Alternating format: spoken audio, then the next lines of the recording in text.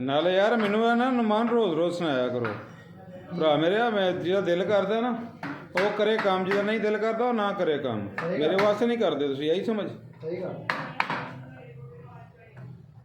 ਨਾ ਮੈਂ ਤੁਹਾਡੇ ਵਾਸਤੇ ਕਰਨਾ। ਇੰਨੀ ਹੈ ਅਸੀਂ ਤਾਂ ਆਪਣਾ ਸਾਥ ਕਰ। ਜਿਹਦਾ ਭਾਈ ਦਿਲ ਕਰਦਾ ਕੰਮ ਕਰੇ, ਜਿਹਦਾ ਨਹੀਂ ਦਿਲ ਕਰਦਾ ਉਹ ਨਾ